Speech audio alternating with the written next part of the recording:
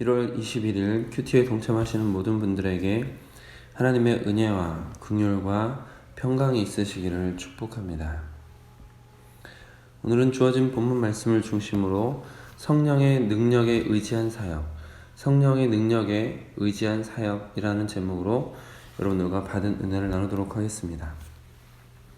어제 큐티 말씀을 통하여 사도 바울이 자기 자신의 사역을 충성된 예수님의 종이자 사도 바울의 영의 아들인 디모데에게 자신의 사역을 이어가기를 부탁하며 복음과 함께 고난을 받으라고 사랑의 권면을 하는 내용을 담고 있었습니다. 오늘 본문 말씀은 복음과 함께 고난을 받는 예수님의 사역과 바울의 사역을 이어가는 데 있어서 성령의 능력을 의지해야 한다라는 것을 피력하고 있다라는 것을 느낄 수 있습니다. 사도 바울은 자신이 고난을 받게 된 원인, 또한 고난을 부끄러워하지 않는 원인, 그리고 장래의 소망까지 모든 것이 예수님으로부터 오는 믿음의 확신으로 말미암아 흔들리지 않고 있습니다. 12절입니다. 이로 말미암아 내가 또 이 고난을 받되 부끄러워하지 아니함은 내가 믿는 자를 내가 알고 또한 내가 의탁한 것을 그날까지 그가 능히 지키실 줄을 확신함이라. 사도 바울은 예수님으로 말미암아 또한 예수님께서 부탁하신 복음 전파의 사역으로 말미암아 고난을 받고 있는 것이 확실했고, 그렇기 때문에 자신이 복음과 함께 고난을 받는 것을 전혀 부끄러워하지 않았습니다. 바울의 확신은 예수님의 복음의 내용과 12절에서 그날까지라고 표현되고 있는 마지막 날에 대한 확신으로 복음 증거자의 마지막에 대한 확신이 있습니다.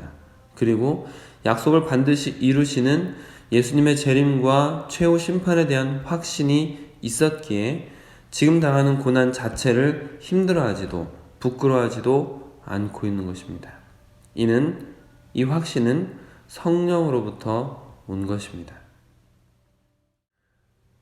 고린도전서 12장 3절입니다.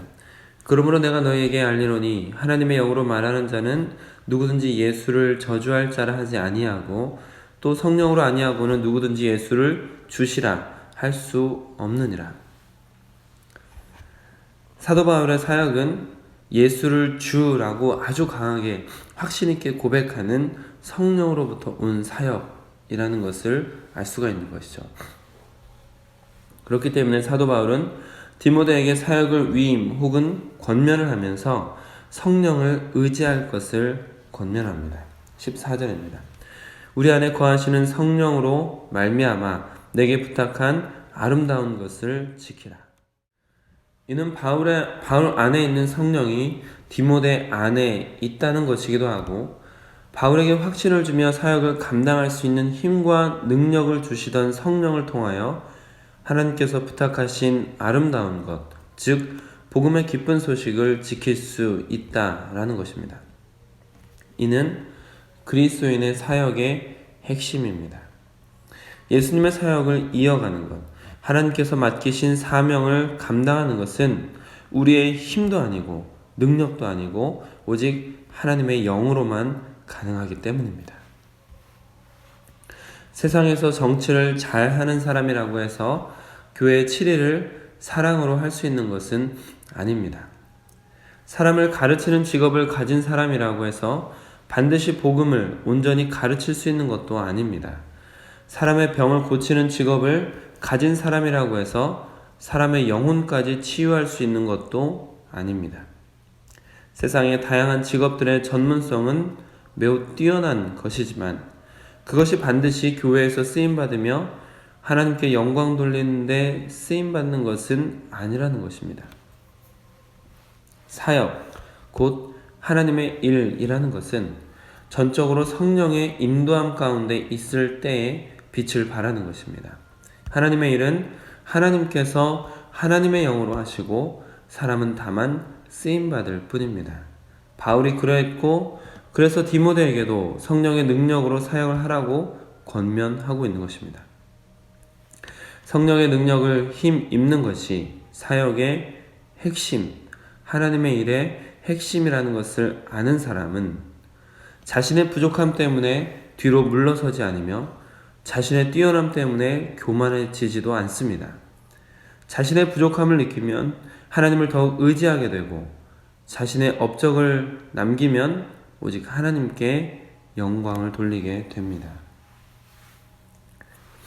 오늘 말씀 속에 다른 사람들 부겔로와 허무게네는 어느 정도 사역을 같이 하던 동역자였지만 사도 바울을 버린 것은 자신의 능력을 의지하며 세상적인 어떤 것을 바라던 사람이었고 성령을 온전히 의지하여 복음에 대한 확신이나 마지막 날에 대한 확신이 없었다라는 것을 반증합니다. 반면에 오네시보로는 성령의 능력으로 사역하는 동역자라는 것을 알 수 있습니다. 왜냐하면 로마의 감옥에서 죽음을 앞둔 사형수인 사도 바울, 사형수임에도 불구하고 자주 찾아와 격려했던 오네시보로는 사도 바울이 잡혀있다는 것에 개의치 않고 부끄러워하지도 않고 부지런히 찾아가며 진심으로 섬겼고 에베소 교회에서도 많이 봉사했던 인물이라고 오늘 말씀 속에서도 사도 바울이 고백하고 있기 때문입니다. 위기를 겪기 전까지는 그들도 동역자였습니다. 부겔로와 허무게네도 오네시보로와 같이 사도 바울의 동역자였습니다. 함께 복음을 전하던 사람들이고 함께 교회에서 신앙생활을 하던 사람들입니다. 수많은 사람들을 만났던 바울에게 이름이 각인될 정도로 멀지 않은 사이였습니다. 동역자였습니다.